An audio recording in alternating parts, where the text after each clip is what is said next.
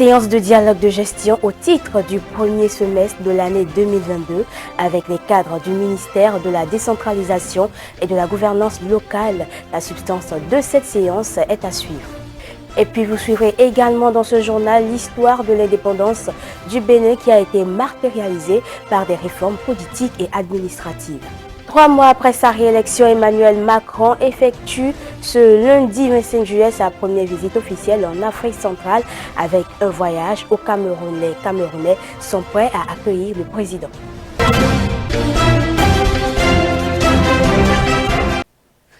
Nouvelle édition sur Speedline TV. Bonsoir à vous et bienvenue dans ce journal.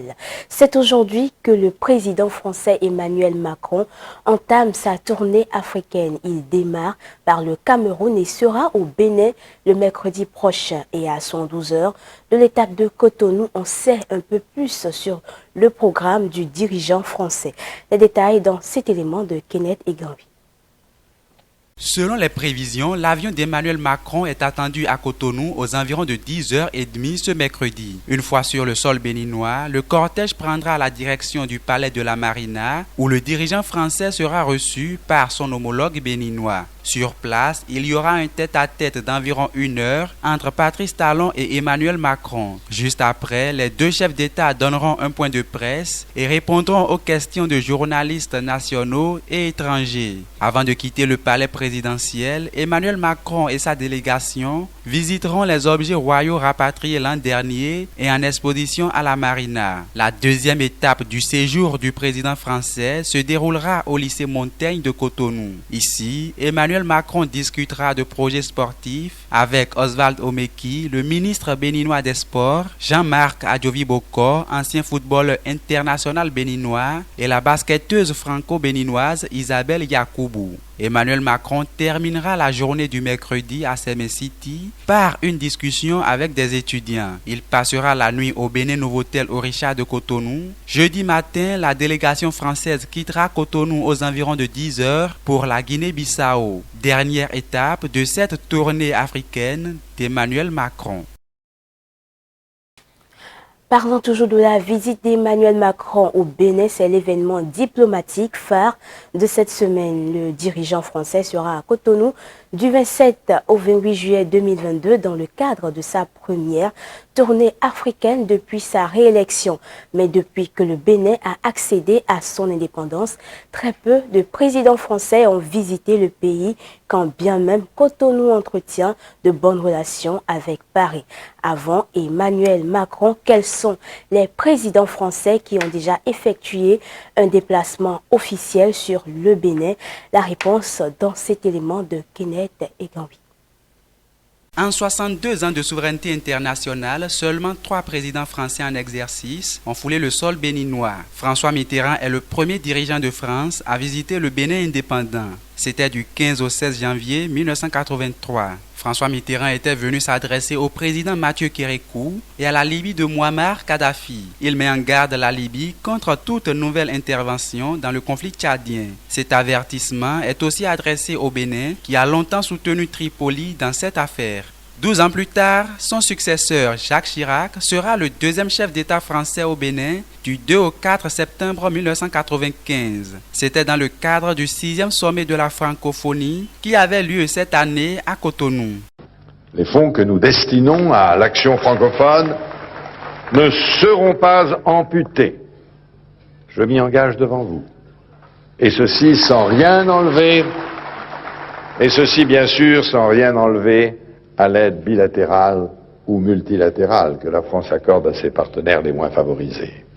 Pendant son séjour, Chirac, l'ami de l'Afrique comme il se faisait appeler, a échangé avec le président Nicéphore Soglo et le secrétaire général de l'ONU, Boutros Ghali. Après cette visite, 18 années se sont écoulées avant qu'un troisième président de France ne décide de se rendre au Bénin. François Hollande avait séjourné à Cotonou les 1er et 2 juillet 2013. C'était sous le règne de Boni Yayi. Il était venu s'adresser aux députés de la 6e législature et profiter pour prononcer un discours sur l'état de la démocratie en Afrique. Je voulais aussi venir ici au Bénin parce que vous êtes une référence sur le plan démocratique. Vous savez combien je suis attaché à ce que, en Afrique comme partout ailleurs, soient respectés les textes constitutionnels, les échéances électorales, les rythmes de la démocratie. Vous savez combien je plaide en ce sens, encore il y a quelques mois, lors du sommet de la francophonie. Et si je suis ici, c'est pour montrer qu'il y a des exemples à donner. Vous l'avez rappelé, la conférence nationale souveraine organisée en 1990 a permis au peuple béninois, aux partis qui le représentent, de faire évoluer la démocratie. Avec 3 alternances démocratiques en 25 ans. Avec une constitution qui a toujours été respectée. Avec des élections régulières. Autant de preuves que le Bénin a réussi, non pas sa transition, mais a réussi à donner à ces institutions une pleine traduction démocratique.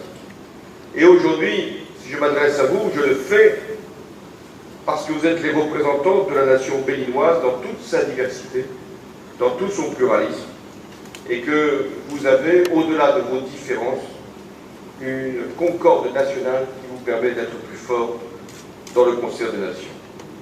La stabilité des institutions, c'est la stabilité du pays. Le respect de la Constitution, c'est le respect des citoyens. Et l'acceptation du verdict des urnes, c'est la preuve de la maturité de la part de ceux qui gouvernent. Et nous l'avons encore constaté au Burkina Faso. Nous en mesurons les conséquences au Burundi, aujourd'hui même. Quand ces règles-là ne sont plus respectées, ne sont plus partagées, alors il y a des risques, il y a des conséquences. Depuis lors, plus aucun chef d'État français n'a encore foulé le sol béninois, du moins pas avant Emmanuel Macron, qui sera le 4e. Les cadres du ministère de la décentralisation et de la gouvernance locale en séance de dialogue de gestion au titre du premier semestre de l'année 2022. La cérémonie présidée par le ministre Raphaël Akoteyhan a connu la présence de 12 préfets du Bénin et a pour but de passer en revue les différentes actions menées au cours de la période et de faire des projections. Bilan à mi-parcours pour les acteurs du secteur de la décentralisation au Bénin. Ils se retrouvent ici pour des réajustements en vue de projeter de nouvelles bases de coopération. Cet exercice permettra également de recueillir de nouvelles stratégies opérationnelles dans les interventions et de tracer des perspectives pour maximiser les résultats, assurer un meilleur impact sur les conditions de vie des populations. Au terme de cet échange, des mécanismes efficaces et efficients pour pérenniser et renouveler cet échange entre acteurs de développement des territoires pour le mieux-être des populations locales. Pour les principes fondamentaux de la gestion axée sur les résultats, les différents programmes budgétaires ont été passés au pays fin. Il a été confié au ministère de la décentralisation et de la gouvernance locale la conception, la mise en œuvre et le suivi-évaluation de la politique de l'État en matière de décentralisation, de gouvernance locale et de développement à la base. Pour mener à bien cette mission, nous nous sommes engagés à travers nos plans de travail annuels respectifs à mettre en œuvre plusieurs actions de réforme impliquant les secteurs au niveau local et déconcentré avec le concours des ministères sectoriels, des organisations de la société civile et des partenaires techniques et financiers. Dans ce cadre, et en vertu des exigences de la loi organique numéro 2013-14 du 27 septembre 2013 relative aux lois de finances et des réformes qu'elle induit, de nouveaux acteurs de la chaîne de dépenses ont été institués. Il s'agit, entre autres, des responsables de programmes, d'actions et d'activités et de l'unité d'appui au programme, etc. Le responsable de programme ne pouvant administrer seul son programme, il doit s'appuyer sur les autres acteurs qui lui rendent compte. Face à ce nouveau contexte, ma responsabilité est d'orchestrer une symbiose entre tous les acteurs intervenant à l'intérieur de chaque programme et entre les programmes pour l'amélioration de la qualité de nos services.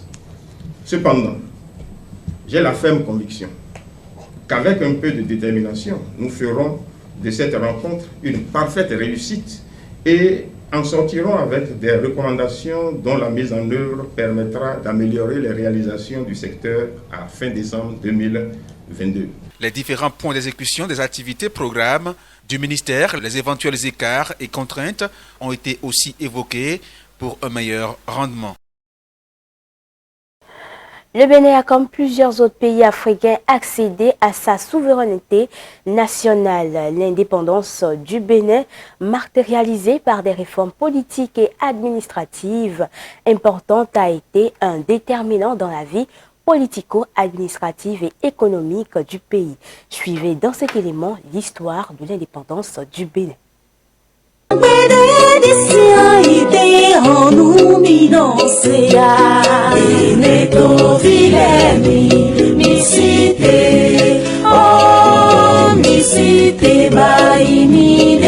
Avant son accession à l'indépendance, le Bénin, ex-Dahomey, a connu de nombreuses périodes d'instabilité. Le pays a longtemps été dirigé par les colons et le peuple était victime d'esclavage. Après la naissance des partis politiques et la tenue de différentes élections permettant au peuple de participer à la vie politique de leur territoire, le tout premier président du Bénin a été élu. J'avais à peine 9-10 ans comme ça dans le temps, où j'allais, la capitale du Dahomey, c'était Porto Novo. Tous les royaumes, les rois, les Européens victimes de ce temps, c'était tout est à Porto Novo. On ne connaissait même pas Cotonou.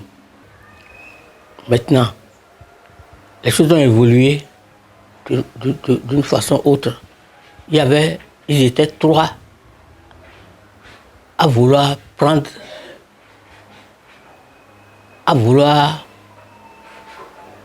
être président de la République. Il y avait Ahoma Degbe, il y avait Maga, il y avait Apiti dans le temps. C'était des gouverneurs qui dirigeaient le pays. C'était des gouverneurs qui n'étaient pas Apiti, Surugame Apiti, Ahoma Degbe et Maga n'étaient pas présidents dans le temps. Apiti est de Porto Novo. Justin Rondé Tomadi est d'Abomey. Donc, il cherchait à avoir le pouvoir. Mais le temps faisant, Maga a réussi à conquérir les autres pour accéder à l'indépendance. Dahoméens, je proclame solennellement l'indépendance du Dahomey ce lundi 1er août 1960 en présence des représentants de la République française. Les souvenirs restent toujours présents dans la mémoire des personnes ayant vécu l'histoire. Il a dit, ce moment-là, j'étais très jeune. Il dit, nous, Hubert Koutokou Maga, président de la République, proclamons solennellement ce jour l'indépendance du Dahomey. Les gens ont applaudi. On descendait le drapeau français comme ça. On montait le drapeau béninois, le drapeau Dahomey dans le temps. Et c'est là que l'homme nouvel a commencé, enfant du Dahomey debout. Enfant du Dahomey debout. La liberté d'un Christ sonore chante au premier feu de l'aurore. C'est là où le Bénin le Dahomey a été indépendant. C'est après 1972 que le Dahomey est devenu Bénin. La célébration de fête de la souveraineté nationale au Bénin se déroule tous les 1er août chaque année. En effet, la fête nationale est toujours célébrée en grande pompe sur toute l'étendue du territoire national par le chef de l'État, les préfets, les maires des différentes communes. À l'occasion de cette journée festive, le pays assiste à un défilé militaire et civil devant les autorités et la population. Depuis 1960, Cotonou est la ville où la fête a été célébrée le plus, principalement à la place de l'Étoile Rouge. Le Bénin célèbre le 1er août prochain le 62e anniversaire de son accession à la souveraineté internationale. Des citoyens se souviennent du 1er août 1960. Les détails dans ce reportage de Romaric Toussaint. C'est du haut de la terrasse du palais du gouvernement à Porte-Novo que le président Hubert Maga a proclamé l'indépendance du Dahomey. Le pays est heureux et fier d'être le premier à exercer pleinement sa souveraineté nationale et internationale. C'était pour lui un jour d'allégresse qui consacre l'union de tous les enfants du Dahomey pour la paix et la fraternité. Ce jour-là, c'est la fête. Bon, les parents ont préparé. Il y a des chansons un peu partout. Et puis, ce qui sortait des bouches, c'est Ablodé, Badja.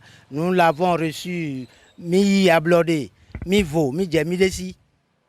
Donc nous sommes maintenant nous-mêmes, nous sommes maintenant libres, indépendants. La célébration de la fête même, il n'y avait pas la télé, les images, tout cela. Mais dans chaque localité, il y avait une manifestation, les élèves étaient sollicités et c'était vraiment une grande fête. En 1960, moi j'ai vu le drapeau français descendre.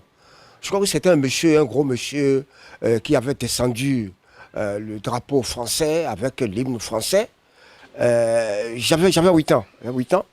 Et les festivités qui m'ont marqué ce jour-là, c'est que il y avait un grand bambou qu'on a planté. Je crois ils ont passé du sol de gluant là-dessus. Et des jouets ont été placés en haut du bambou sur un cercle là. Et il fallait monter pour aller chercher ça.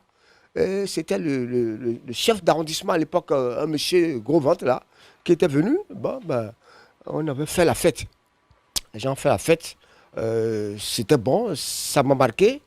Et après, il y avait les danses dans les villages, dans des coins, dans des petits coins. C'est ça qui m'a marqué ce temps-là. 62 ans après, peut-on toujours affirmer que le pays est pleinement indépendant vis-à-vis du colon? L'indépendance, c'est que nous-mêmes, nous devons maintenant assurer notre devenir. On n'arrive pas jusqu'à présent, puisque nous dépendons toujours de l'extérieur, de l'Occident, qui nous dicte les lois à suivre, qui nous donne maintenant les passages à emprunter. Là maintenant, ce n'est pas logique. C'est que si nous sommes indépendants, c'est que nous sommes libres. Si vous ne vous voyez pas indépendant, c'est vous qui perdez votre temps. Parce qu'aujourd'hui, sur la chaîne internationale, vous voyez comment se déroule aujourd'hui la puissance chinoise. Quand vous prenez les pays de l'Est, vous voyez comment ces États-là aujourd'hui se sont restructurés et chacun se réclame d'une certaine indépendance donnée. Et vous voyez ceux-là qui nous avaient colonisés hier aussi, les difficultés dans lesquelles ils sont. Donc, a priori, à chacun de nous organiser et de défendre notre pays. C'est aujourd'hui qu'on se rend compte qu'on était liés par des accords qui fait que ces pays qu'on dit indépendants n'étaient pas indépendants. On avait les premiers dirigeants qui ont célébré ces indépendances-là ont signé des accords avec nos maîtres à l'époque. Et ces accords nous liaient. Et moi aujourd'hui, je vais demander à tout ce monde-là de faire beaucoup attention. Quand on parle d'indépendance, il faut que nous comprenions en Afrique que l'indépendance dont on parle là, moi je préfère qu'aujourd'hui, que les gens mettent un peu de côté l'indépendance politique et qu'on passe de l'indépendance économique. Il faut que ceux qui nous ont liés par des accords bizarres là, nous laissent tranquilles et en tout cas, nous laisse nos États se développer. Voilà ce que moi j'appelle l'indépendance. Pour connaître un véritable essor, ces sages exhortent tous les enfants du Bénin à une prise de conscience afin de mettre un terme à toutes les pratiques qui freinent son développement. Pour eux, l'indépendance de 1960 devrait permettre au pays de décider de son propre avenir en fonction de ses réalités. Et puis en interactualité, récemment choisi à la tête de la CEDEAO, le président bissau-guinéen Umaro Sissoco Embalo a promis un soutien continu de la part de l'Union politique et économique de 15 pays. Il a salué les progrès du gouvernement de transition au Burkina Faso, notamment en matière de sécurité. La CEDEAO et les autorités burkinabées sont tombées d'accord début juillet sur une transition de 24 mois avant un retour au pouvoir des civils.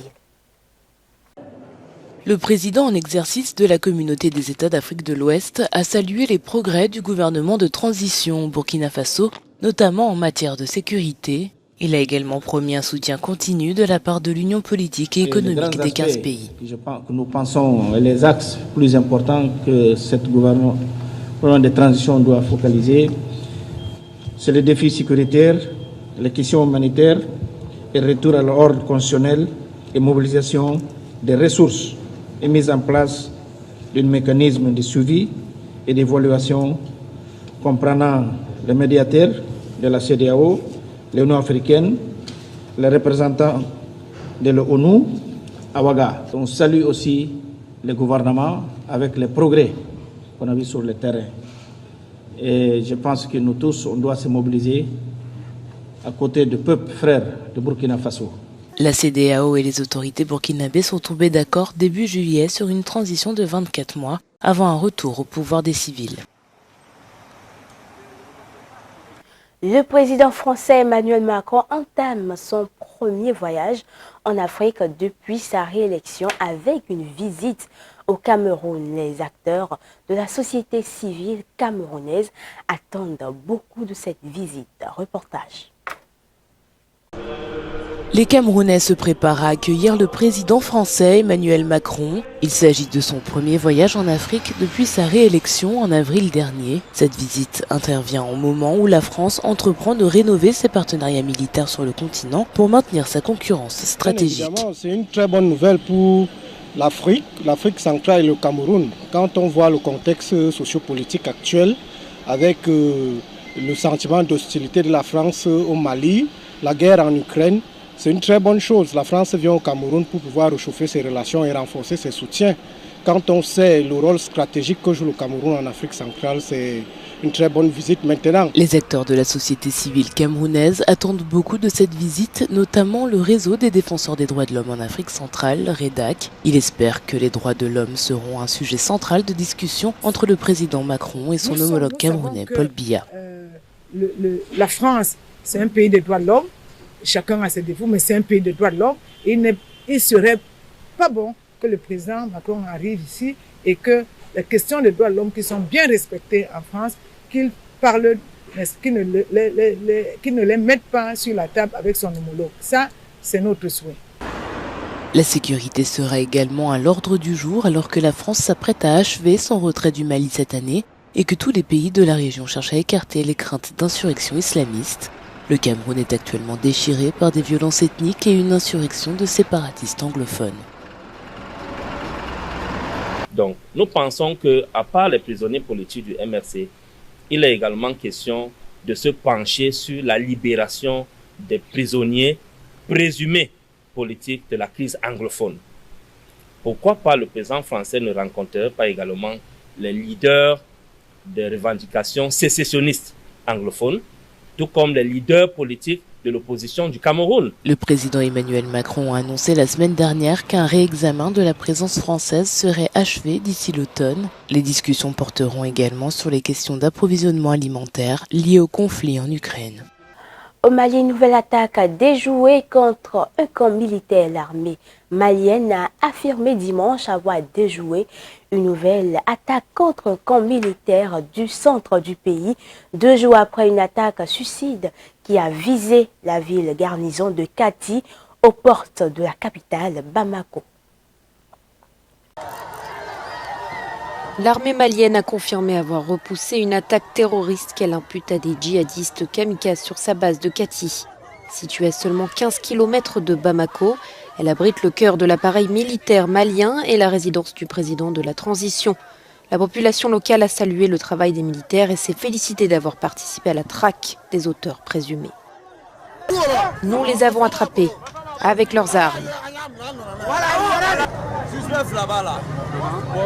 Il y a 2 suspects dans le pick-up là-bas. L'un d'eux avait une arme avec des chargeurs et le second avait des cartes d'identité d'autres personnes sur lui.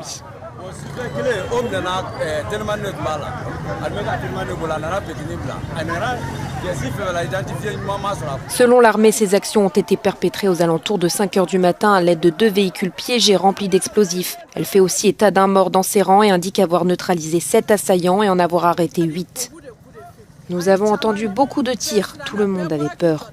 Au début, nous avons pensé que c'était le tonnerre avant la pluie, mais ensuite nous avons compris que c'était des tirs et que cela faisait trembler les maisons. Jamais auparavant, cette base militaire n'a été prise pour cible par les rebelles extrémistes. Jeudi, 6 autres attaques simultanées ont visé des bases de l'armée dans le centre du pays. Elles ont été attribuées à la Katiba Massina, affiliée au groupe terroriste islamiste Al-Qaïda.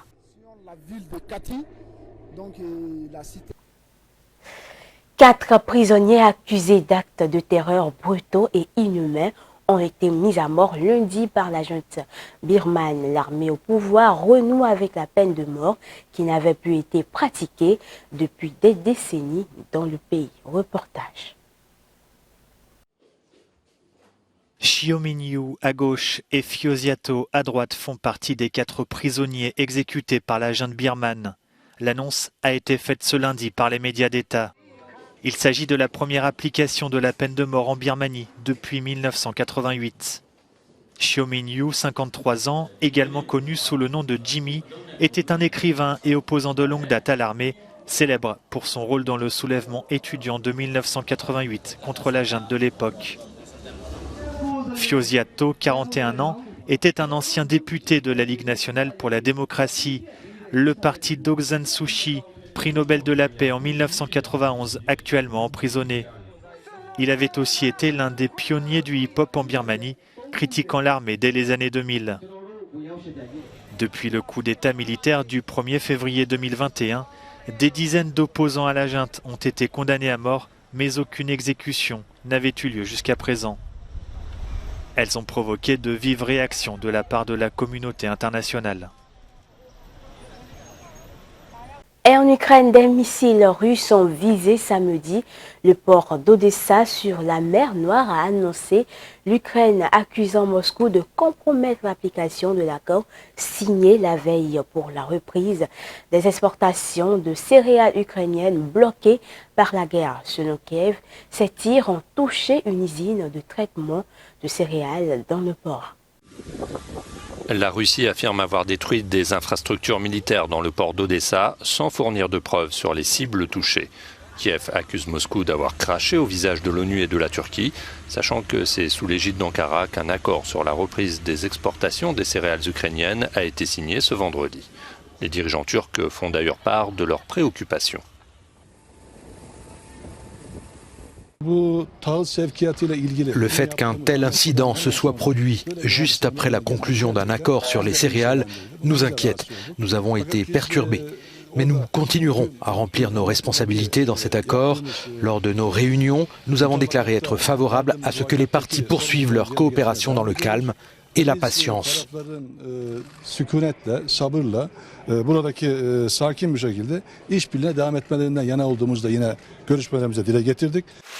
Le grand port d'Odessa est crucial pour la reprise des exportations de céréales ukrainiennes. L'Ukraine a un accord avec la Turquie et l'ONU. C'est pourquoi nous ne regardons pas ces bombardements. Nous ferons tout pour respecter l'accord. Cette attaque russe est la 325e confirmation en une semaine qu'on ne peut pas les croire sur parole.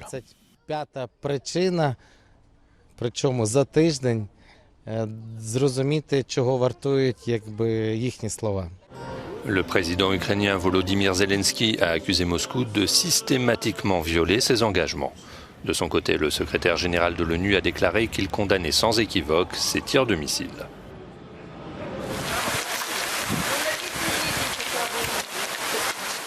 Ainsi donc prend fin ce journal. Merci à vous de l'avoir suivi et retrouvez-nous également sur tous nos canaux digitaux Facebook et YouTube. Bonne soirée à vous.